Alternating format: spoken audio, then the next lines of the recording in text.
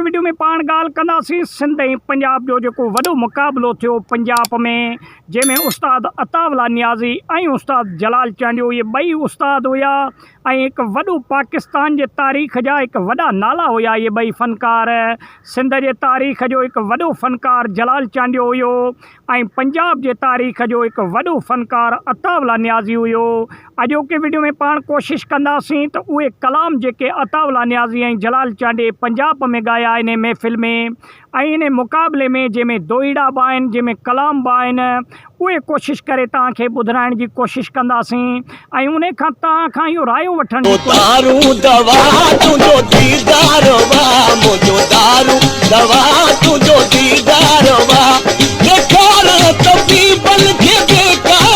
कोशिशि कंदासीं त छा वाकई जलाल चांडियो ऐं अताउल्लाह नियाज़ी इन्हनि ॿिन्हिनि मां हिकु भलो फ़नकार कहिड़ो हुयो ऐं इन्हनि ॿिन्हिनि फ़नकारनि जा कलाम कंहिंखे जेको आहे सो तमामु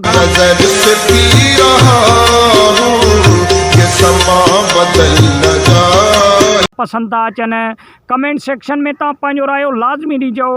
असां हलूं था वीडियो जी तरफ़, जंहिंमें असां पूरे हिन वीडियो में मुख़्तलिफ़ जायुनि ते तव्हांखे अताउल्लाह नियाज़ी ऐं जलाल चांडे जा कलाम बि ॿुधाईंदासीं ऐं जेके दोहीड़ा जेको आहे सो चया विया उहे दोहीड़ा बि तव्हांखे ॿुधाईंदासीं हिन वीडियो जी सूरत में। ऐं तव्हांखे ख़बर आहे त सिंध ऐं पंजाब जा इहे ॿई वॾा नाला हुया ऐं मोहबत तमामु घणी अवाम इन्हनि सां कंदी हुई, ॿिन्हिनि फ़नकारनि सां। दोस्तो अताउल्लाह नियाज़ी बि हिकु पाए जो फ़नकार हुयो ऐं अताउल्लाह नियाज़ी पंहिंजे दौर जो हिकु बहितरीनु फ़नकार हुयो। ईअं न त को अताउल्लाह नियाज़ी नंढो वॾो फ़नकार हुयो, हिकु वॾो फ़नकार हुयो। कुदरती हिकु लक थी पियो जलाल चांडे जो, जेको पंजाब में जेको मुक़ाबिलो थियो उन में जलाल चांडे जा कलाम तमामु घणा जेके ॿुधंदड़ हुया ऐं जेके हुकूमती नुमाइंदा हुया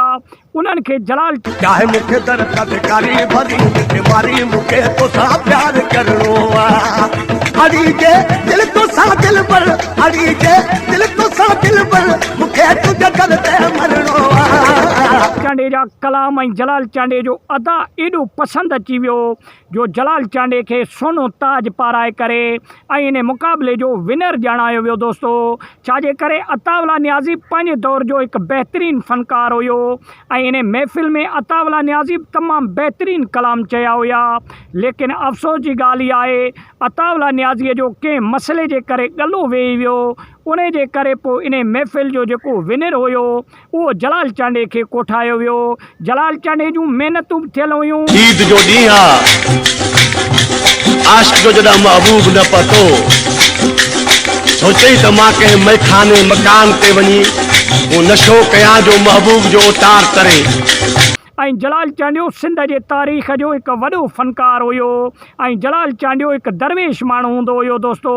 ऐं जलाल चांडे जूं महिनतूं अनथक हुयूं पंहिंजे इन मौसीक़ी जी दुनिया में। जलाल चांडे यकतारे चपड़ीअ खे जेको उरूज ॾियारियो सिंध में, उन जो को मिसाल नथो मिले, बल्कि पूरे पाकिस्तान इन जो को मिसाल नथो मिले। दोस्तो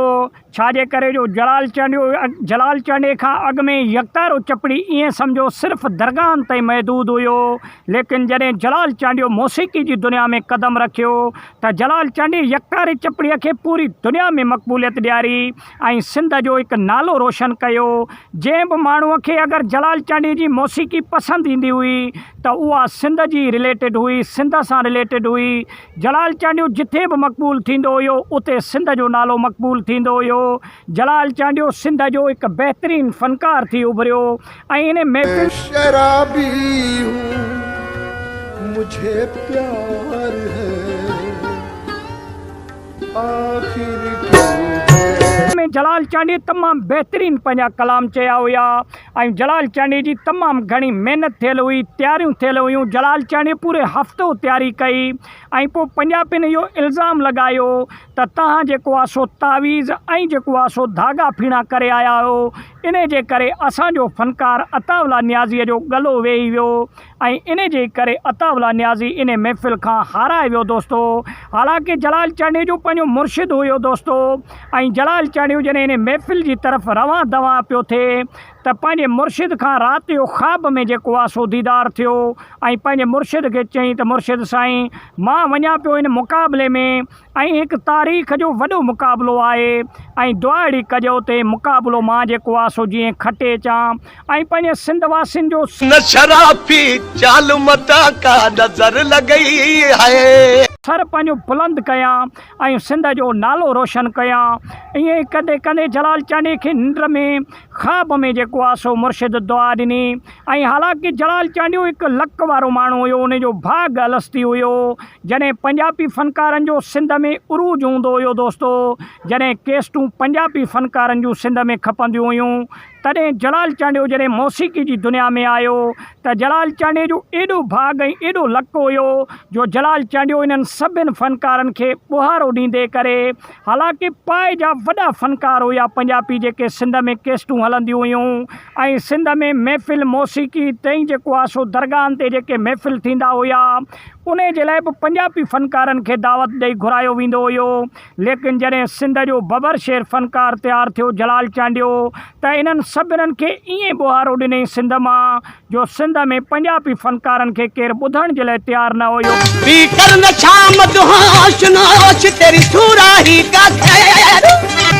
जब शराब से मिलकर शराब गूंजे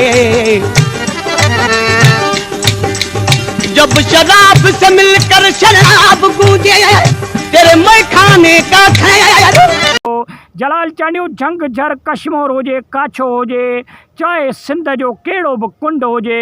उते जलाल चांडियो ई तव्हांखे ॿुधण में ईंदो जलाल चांडियो पूरे पाकिस्तान में मक़बूल हुयो ऐं जलाल चांडियो जा बैनर तव्हां ॾिसंदव ट्रकनि में ऐं उन खां अलावा चौराहनि ते तव्हां पुराणे ज़माने जा जेके पिक्चर ॾिसो त अॼु ताईं बि तव्हां ट्रकनि जे पोयां जे अगरि शहराइनि ते तव्हां सफ़र कंदव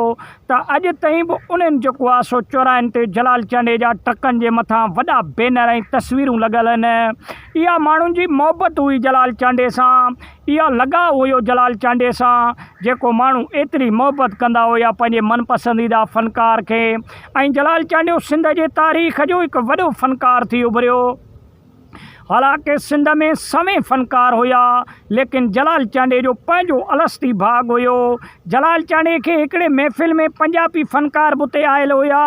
ऐं उते जलाल चांडियो खे चयूं त जलाल चांडिया तुंहिंजो भाग निरालो आहे तूं पंहिंजे भाग जो वक़्तु पियो खाईं ऐं असां पंहिंजी मौसीक़ी करे पिया खाऊं लेकिन वक़्तु एॾो जॾहिं पंजाबी फ़नकार ईंदा हुया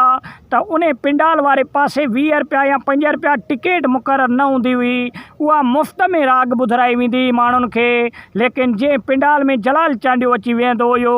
उन पिंडाल जी राग जी क़ीमत मुक़ररु थियल हूंदी हर माण्हूअ लाइ कंहिंजो 5 रुपया टिकट कंहिंजो 10 रुपया टिकट लेकिन माण्हू मुफ़्त वारे खे छॾे करे पैसनि वारे पासे भॼी ईंदा हुया ऐं एॾो पिंडाल में रश ॾिसंदा हुया त पोइ जेके पंजाबी फ़नकार मुफ़्त में ॻाइणु ईंदा हुया